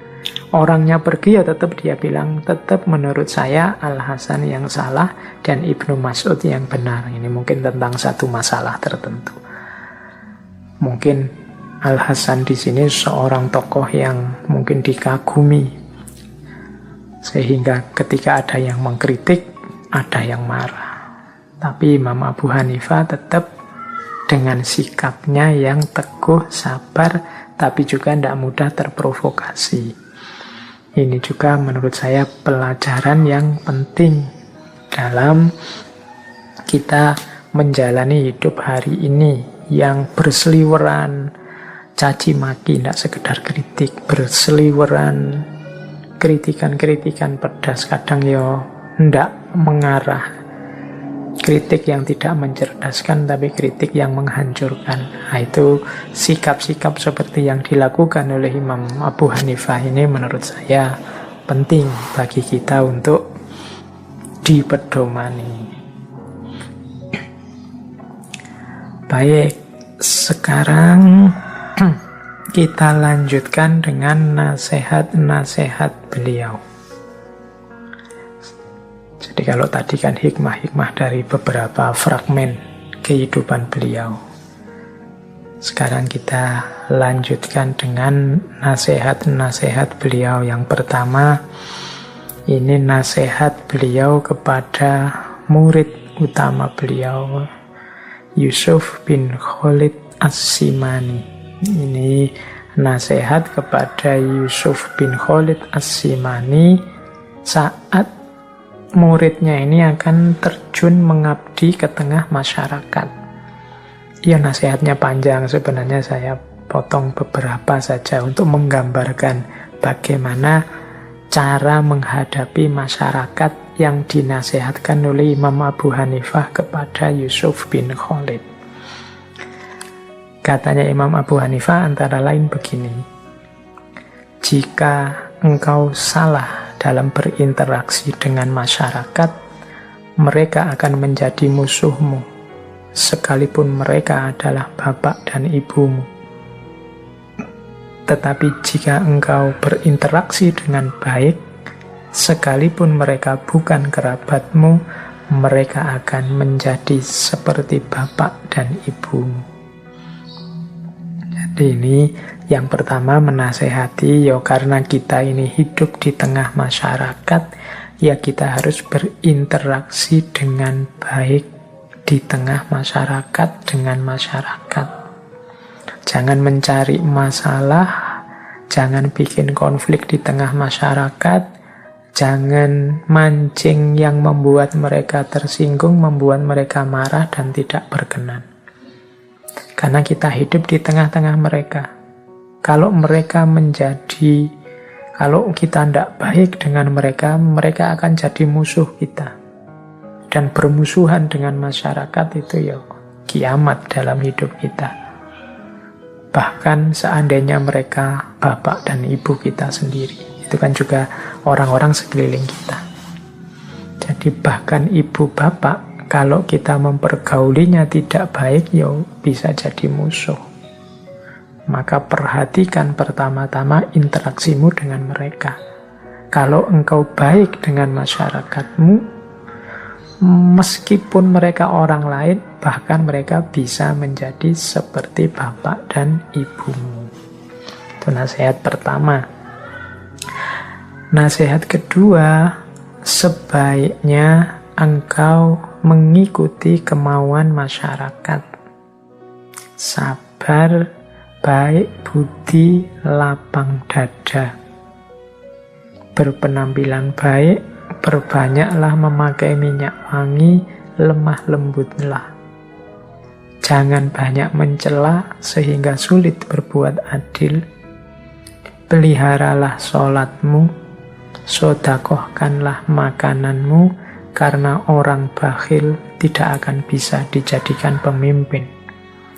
Kunjungilah orang yang mengunjungi kamu. Nah, ini pesan-pesannya Imam Abu Hanifah saat kita hidup di tengah masyarakat. ikuti kemauan masyarakat.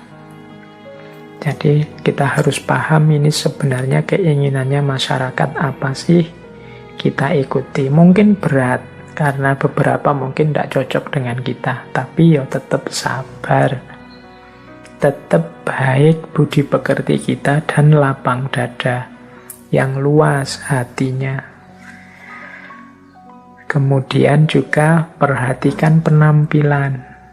Perbanyak memakai minyak wangi dan lemah lembutlah. Wah, ini adabnya di tengah masyarakat, biar masyarakat tidak lari, tidak menghindar, tidak muak melihat kita, ya tampil yang baik. Syukur-syukur nambah minyak wangi, lemah lembut, tidak membentak-bentak, tidak marah-marah. Jadi kalau teman-teman jeli nasihat untuk lemah lembut itu ada di sangat banyak ulama, bahkan mungkin hampir semua. Karena memang Islam itu pencirinya salam, damai, lemah lembut. Oke, jadi ayo berinteraksi dengan masyarakat dengan baik, berpakaian yang pantas, yang sopan, syukur-syukur wangi-wangian dipakai biar mereka betah dekat dengan kita dan lemah lembut. Kemudian jangan banyak mencela. Kenapa? Kalau engkau banyak mencela, engkau akan sulit berbuat adil. Ini nama lain, jangan disetir oleh kebencianmu. Yang kita cela itu kan sesuatu yang kita benci. Kalau hidup kita isinya hanya kebencian-kebencian, ya kita akan susah adil. Jangan lupa dukung interaksi yang baik di tengah masyarakat dengan unsur vertikal yang juga positif, hubungan kita dengan Allah yang juga positif, yaitu jangan lupa sholatmu, peliharalah sholatmu. Terus sodakohkan makananmu, karena orang yang bakhil tidak akan bisa dijadikan pemimpin. Kalau engkau pelit, orang tidak akan mau mengikuti nasihatmu, mengikuti tuntunanmu, apalagi menjadikanmu pemimpinmu. Wong dasarnya engkau pelit berbagi. Orang pelit itu kalau melakukan sesuatu, orang curiga. Jangan-jangan ada kepentingan dia ingin mengambil untung saja. Karena biasanya dia tidak mau berbagi. Dan yang terakhir, kunjungi orang yang mengunjungi kamu. Saling mengunjungi, silaturahim. Terus perlakukan manusia sebagaimana engkau memperlakukan diri sendiri. Ridholah seperti engkau ridho terhadap dirimu sendiri. Jangan membebani manusia sesuatu yang tidak mereka bebankan kepadamu. Kedepankanlah niat baik kepada mereka. Pakailah kejujuran, buanglah kecongkaan. Jauh-jauh. Jangan sekali-sekali engkau berkhianat, walaupun mereka mengkhianatimu. Pegang teguhlah kesetiaan dan takwa, maka Allah akan selalu bersamamu. Ini sebenarnya saya tidak perlu menjelaskan detail satu-satu. Insya Allah teman-teman saya baca saja sudah ngerti ya. Perlakukan manusia sebagaimana engkau memperlakukan dirimu. Kalau engkau tidak mau dimaki orang, kalau engkau sakit, dikritik orang secara semena-mena, hanya untuk menghancurkanmu, maka jangan engkau mengkritik orang semena-mena hanya untuk menghancurkannya. Kalau engkau tidak suka orang mengkhianatimu, jangan engkau khianati dia. Kalau engkau tidak ridho ada orang yang berbuat jahat padamu, ya jangan berbuat jahat pada mereka. Dan jangan membebani manusia sesuatu yang tidak mereka bebankan padamu. Jadi kalau masyarakat tidak menyulitkan kita, ya mbok jangan menyulitkan mereka. Kita husnudzon saja, kita jujur pada mereka, tidak sombong, tidak mentang-mentang di depan mereka. Inilah sebenarnya kunci-kunci membangun kehidupan damai di tengah masyarakat. Ya kalau semua anggota masyarakat memakai prinsip-prinsip ini, ya insya Allah nanti kehidupan bersama kita di tengah masyarakat juga nyaman, aman, produktif. Kehadiran yang lain mendukung kehadiran kita. Demikian juga sebaliknya. Jadi ini yang dinasehatkan oleh Imam Abu Hanifah sebelum muridnya ini terjun ke tengah masyarakat.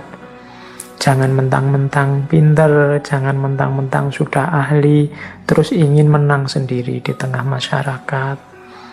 Menyusahkan masyarakat, mungkin lewat tindakannya, mungkin lewat kata-katanya, mungkin lewat perilakunya. Wong kita ini hidup di tengah masyarakat. Jadi ini nasihat untuk menghadapi masyarakat. Nah, yang kedua, ini saya tidak tahu teman-teman akan setuju apa tidak pendapatnya Imam Abu Hanifah menghadapi penguasa. Oke, apalagi yang muda-muda nih, yang masih meledak-ledak. Jadi, Imam Abu Hanifah punya trik sendiri, punya tips sendiri untuk menghadapi penguasa. Katanya Imam Abu Hanifah, hormatilah penguasa dan junjunglah derajatnya. Jangan bohong kepadanya, tapi juga jangan mendatanginya setiap saat jika tidak ada keperluan mendesak terkait dengan perkara ilmu. Sebab jika engkau terlalu sering mengunjungi penguasa, dia akan meremehkanmu dan kedudukanmu akan mengecil di matanya. Jadi ya kita patuhi penguasa, wong mereka juga ulil amri, yang katanya Al-Quran juga harus kita patuhi. Kita tidak curang, kita tidak bohong di depan penguasa, kita hormati, kita junjung derajatnya. Tapi katanya Imam Abu Hanifah, jangan sering-sering datang. Jangan sering-sering menghadap. Jadi, kalau tidak ada keperluan mendesak, menjauh saja dari penguasa. Keperluan mendesak itu ya keperluan yang berhubungan dengan ilmu, bukan berhubungan dengan harta atau kepentingan yang lain.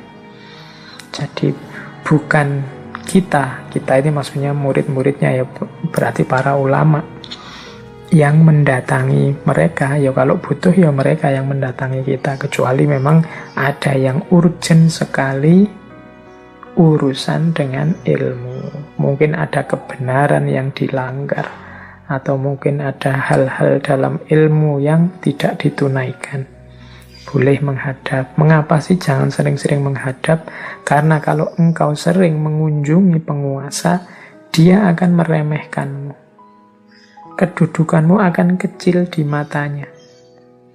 Yuk kita, yang para ulama maksudnya, bukan saya, ini atas nama Imam Hanafi, kalau kita sering menghadap penguasa itu yuk kita akan mengecilkan kedudukan kita sendiri. Dia akan meremehkan kita, seolah-olah kita yang butuh mereka, padahal harusnya mereka yang butuh kita, para ulama.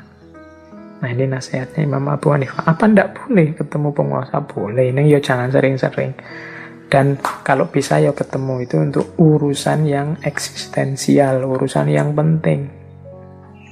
Ya urusan ilmu yang jelas, yang paling penting.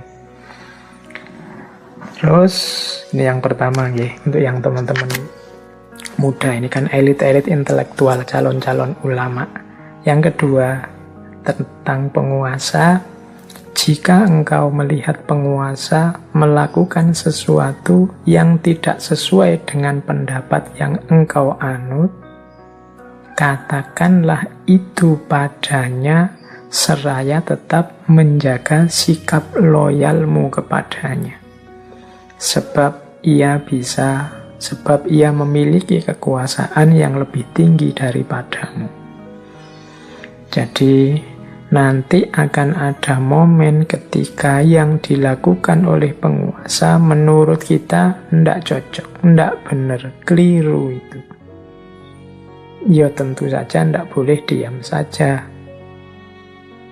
Jadi kita harus mengingatkan wong keliru, tapi ingatkan secara baik sambil tetap tunjukkan bahwa engkau masih loyal kepadanya. Tidak dalam rangka ingin meruntuhkan dia atau menjatuhkan dia, enggak. Tapi dia melakukan sesuatu yang keliru yang harus diingatkan.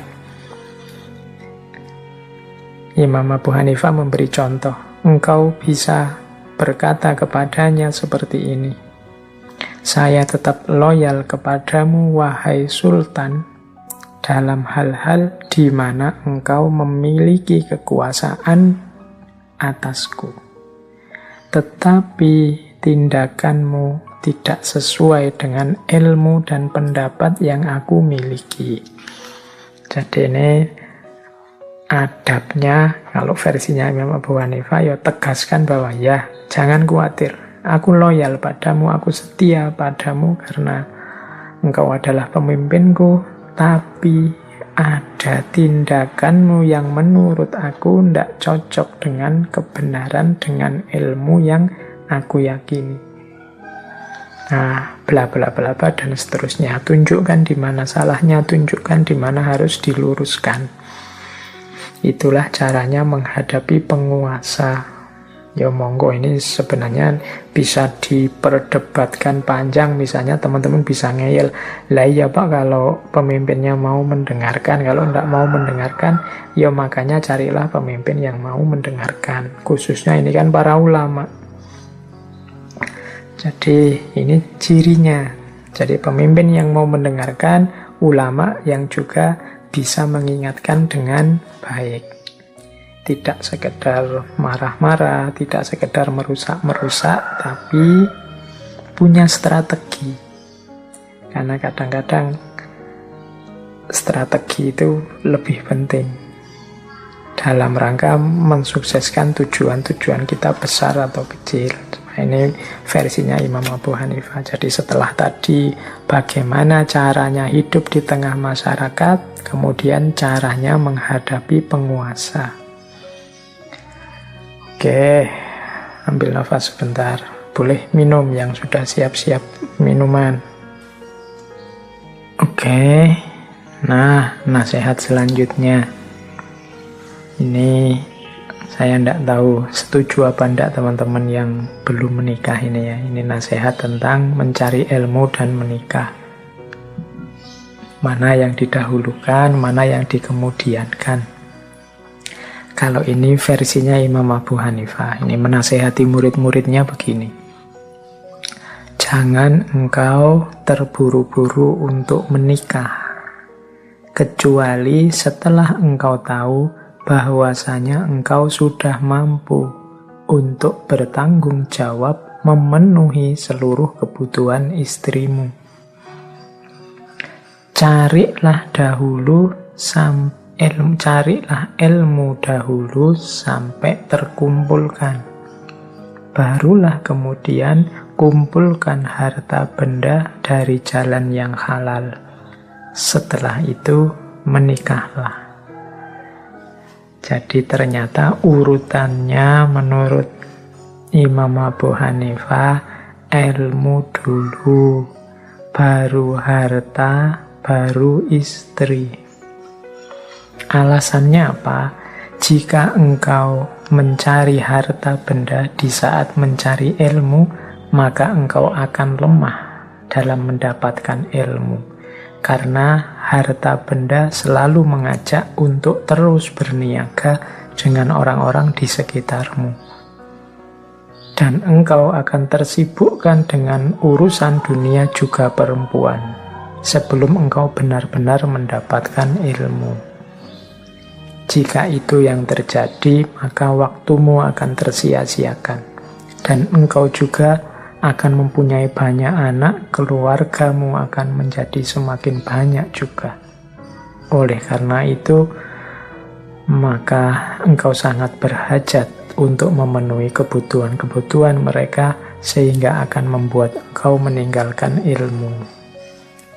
Jadi mudahnya nasihatnya Imam Abu Hanifah, ilmu dulu. Pak, saya cari ilmu sambil kerja. Ya mungkin kalau tidak sangat terpaksa, dahulukan ilmu. Karena kalau engkau mencari harta di saat mencari ilmu, katanya Imam Abu Hanifah, biasanya yang kalah ilmunya. Karena harta sering mengajak orang untuk tidak berhenti mengejarnya. Itu kan alhaakumut takasur hatta zurtumul maqabir. Jauh lebih sibuk cari uang daripada cari ilmu, sehingga nanti ilmunya akan terkalahkan. Jadi cari ilmu dulu kalau memang memungkinkan. Setelah itu baru bekerja, cari harta. Setelah itu baru menikah, istri. Nah, ini urutan ideal versinya Imam Abu Hanifah. Ya mungkin dalam kasus tertentu, di situasi tertentu tidak harus persis seperti ini. Tapi kalau memang bisa seperti ini akan bagus. Karena biasanya orang kalau sudah menikah, itu etos belajarnya juga tidak sama dengan sebelum menikah. Kalau masih bujang mungkin waktunya bisa lebih bebas, lebih longgar untuk memperdalam ilmu. Kalau sudah menikah ya mungkin tidak sebebas sebelumnya. Apalagi kalau sudah ada anak. Jadi cari ilmu dulu, baru bekerja, baru menikah. Ya saya bilang ini bukan harga mati. Tapi kalau bisa seperti ini ideal. Ya mungkin dalam kasus orang tertentu menikah dulu. Mungkin dalam budaya tertentu bisa menikah dulu, kemudian baru cari ilmu, dan kerjanya ya bareng-bareng cari ilmu itu, dan lain sebagainya. Bagi saya pelajaran utamanya adalah rancanglah hidupmu secara baik. Jadi jangan asal dijalani atau jangan dicueki sak melaku-melakune, dirancang. Kalau kalian memang ingin mencari ilmu dulu ya dirancang. Mencari ilmunya sampai batas apa, kapan, secara resminya. Terus kalau sudah sampai apa, kalian mengizinkan dirimu untuk bekerja. Kemudian kapan harus pernikahannya. Oke, jadi ini salah satu nasihat dari Imam Abu Hanifah agar kita merancang masa depan kita. Oke, terakhir, ini waktunya tidak lama lagi. Ada wasiat dari Imam Abu Hanifah kepada putra beliau yang namanya Hammad. Hammad ini nama yang sama dengan guru beliau. Wasiat ini kalau teman-teman ingin melihat muat di kitab Jami'ul Usul fil Auliya. Ada 20 nasihatnya Imam Abu Hanifah terhadap putra beliau. Ya cuma saya tidak bawa 20-20-nya, monggo teman-teman yang minat dicek sendiri. Saya bawa satu saja yang mengingat waktunya kita. Jadi ini mungkin wasiat yang ke-19 atau 20, wasiat terakhir, wasiat terakhir dari Imam Abu Hanifah. Jadi saya ambil satu ya, wasiat untuk putra beliau.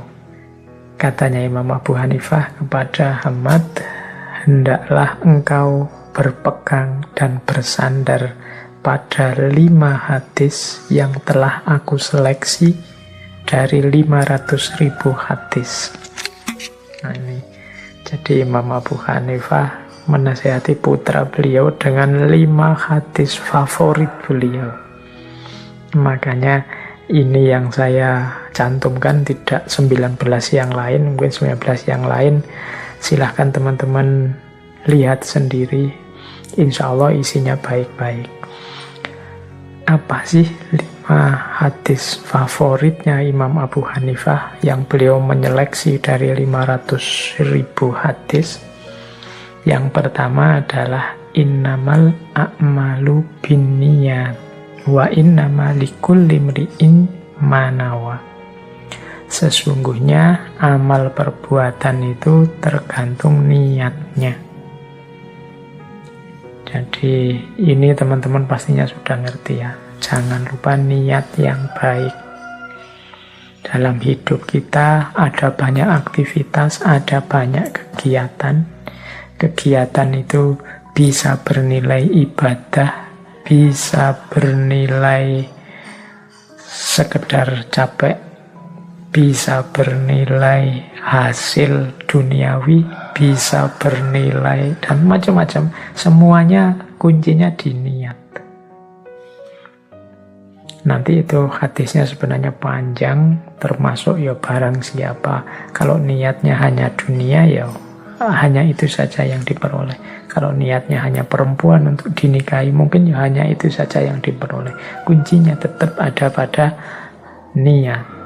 Maka bersihkan pikiran, apapun aktivitas, nawaitunya harus nawaitu yang terbaik. Apa sih nawaitu yang terbaik itu? Ya selalu lillahi ta'ala. Jadi puncaknya niat itu selalu lillahi ta'ala. Maka innamal a'malu binniyat. Begitu kita lillahi ta'ala, insya Allah nanti buahnya amal kita tidak hanya hasil kalkulasi duniawi konkret, tapi juga di situ ada manfaat, ada barokah, ada ridho dari Allah.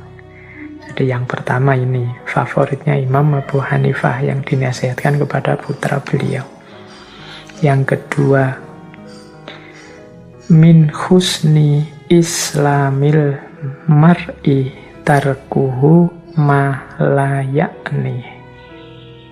Di antara ciri kebaikan Islamnya seseorang adalah meninggalkan apa-apa yang tidak ada gunanya, tidak ada urusannya dengan dirinya.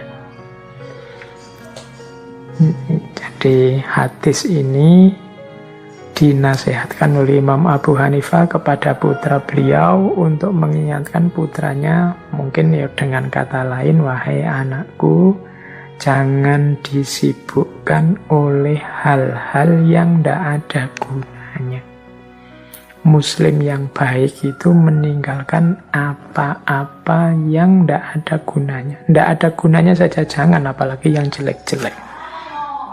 Jadi tarkuhu mala yakni, tidak ada gunanya, tidak ada manfaatnya, mungkin ya tidak ada hubungannya dengan dirinya untuk peningkatan kualitas dirinya dan lain sebagainya. Jadi tarkuhu mala yakni, kita itu kan sering hari ini sibuk, capek, hilang pikiran, hilang tenaga untuk hal-hal yang sebenarnya tidak secara langsung ada manfaatnya untuk kita.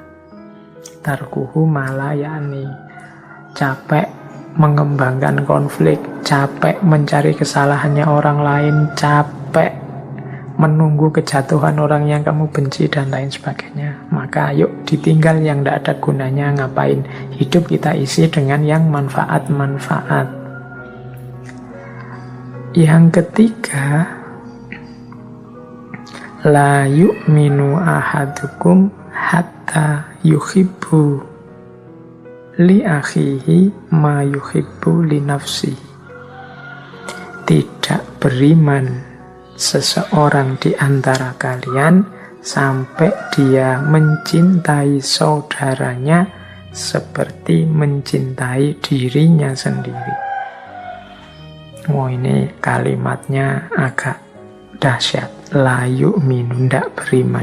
Jadi kalau kita tidak mencintai saudara kita seperti kita mencintai diri kita sendiri, iman kita dipertanyakan. Ya mudahnya penjelasannya seperti tadi. Kalau kita tidak mau disakiti, jangan menyakiti orang lain. Karena menyakiti orang lain menunjukkan kita tidak cinta pada orang lain. Kenapa kita tidak mau disakiti? Karena kita cinta pada diri kita. Kalau tidak mau dirimu dicaci, ya jangan mencaci orang lain. Karena apa kamu tidak mau dicaci? Karena kan kau cinta sama dirimu. Maka perlakukan hal yang sama kepada orang lain. Kalau tidak mau dicubit, ya jangan nyubit. Tidak mau dipukul, jangan mukul. Tidak mau dicaci maki, jangan mencaci maki. Tidak mau dihasuti orang, tidak mau difitnah orang, jangan menfitnah. Kenapa? La yu'minu ahadukum hatta yuhibbu li akhihi ma yuhibbu li nafsi. Cintailah saudaramu. Maka peradaban Islam, peradabannya umat Islam itu harusnya isinya adalah orang-orang yang saling mencintai.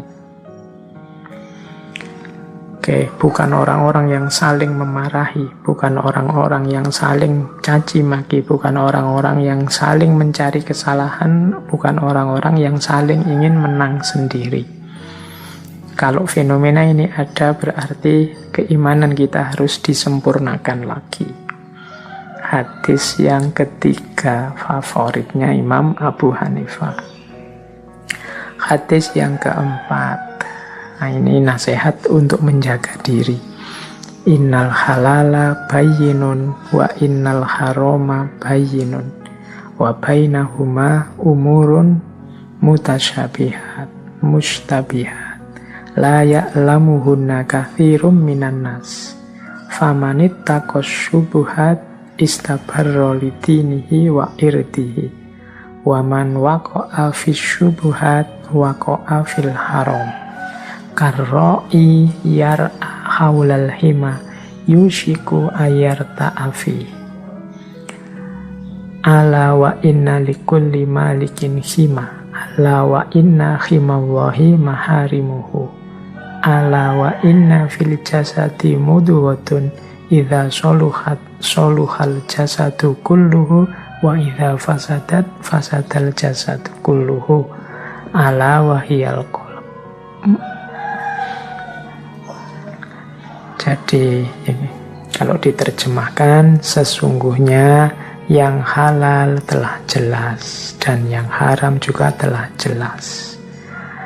Ada juga yang tidak jelas, bainahuma umurun mustabihat, hal-hal yang tidak jelas. Jadi yang pasti halal itu jelas, yang pasti haram jelas. Di antara keduanya ada yang tidak jelas, mana halal, mana haram. La ya'lamuhunna katsirum minan nas. Banyak orang tidak tahu. Nah, menyikapinya gimana?